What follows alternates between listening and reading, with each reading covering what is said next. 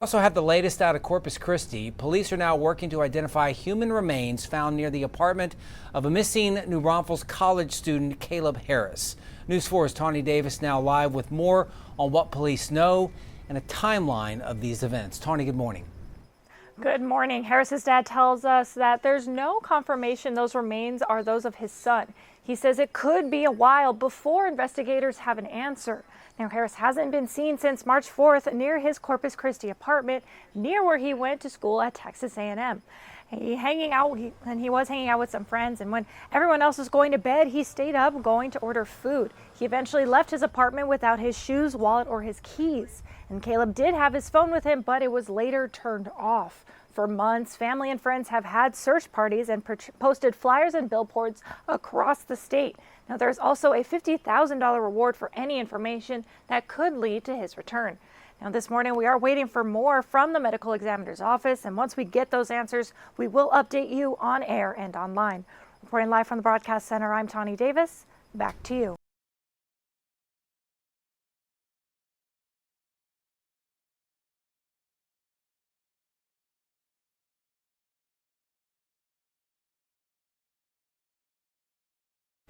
Where is Caleb Harris? The 21-year-old Corpus Christi student from New Braunfels has now been missing for more than 2 months. Rarely do people vanish without a trace, but in this case, police say that's exactly what happened. For the first time tonight, News 4 San Antonio's Mandy Noel talked with the Corpus Christi Police Department, and she had lots of questions for them.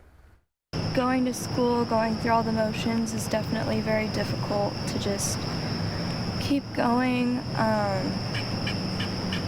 I mean, he is my best friend, so it has been hard.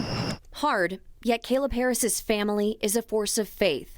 Their lives paused on March 4th. Well, it's like everybody is moving forward, and so when we feel like we're kind of still and we haven't been able to move forward as much. When Caleb disappeared around 3 a.m. outside his apartment in Corpus Christi. It's the most unusual missing person case that I've been involved in my career, and I think most of the detectives that are working on it would agree. Corpus Christi Assistant Police Chief Todd Green says a disappearance often traces back to one of a few underlying factors: drug use, a history of disappearing or running away, or mental illness already existing or triggered by a recent trauma. You know, he just disappeared kind of into the fog. None of the typical underlying factors that we usually find are applied to this case. His keys and wallet found by his roommates the next morning on the kitchen counter. It's just taking a long time, and we've all felt like we would have him back by now. Back in New Braunfels, packed up and home for the summer with his parents, Randy and Becky, and his sister, Andy, who turned 17 in the weeks after her brother's disappearance. He definitely would have been down for my birthday, and going into senior year will be hard without him. Another milestone missed. He takes me everywhere. I know all of his friends. I have like a lot of brothers. Caleb is supposed to start a summer job in Alaska. For now, everything is on hold. We understand the public's frustration that we're not putting out more information. Green says he knows people think CCPD haven't been active. That's not the case. They've conducted widespread searches and collected dozens of surveillance videos. They've sent out bloodhounds to try to catch his scent, dispatched divers to muck through waterways, and drones to search overhead. After that first week, it kind of evolved into digital data evidence. The only thing he left his apartment with March 4th was his cell phone. It hasn't been found.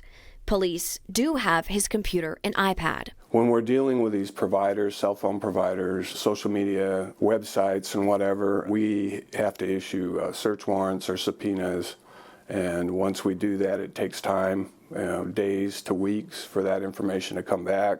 CCPD is working with the U.S. Marshals, the FBI, Texas Rangers, meeting virtually several times a week. We just wrote 15 additional search warrants here within the last 2 days. Online, the Harrises and Green see rampant speculation. We are real people. This is actually happening to us. It's not an episode of Tracker. People that are speculating and are spreading rumors, they're making it harder for the police to get a direction as what to do.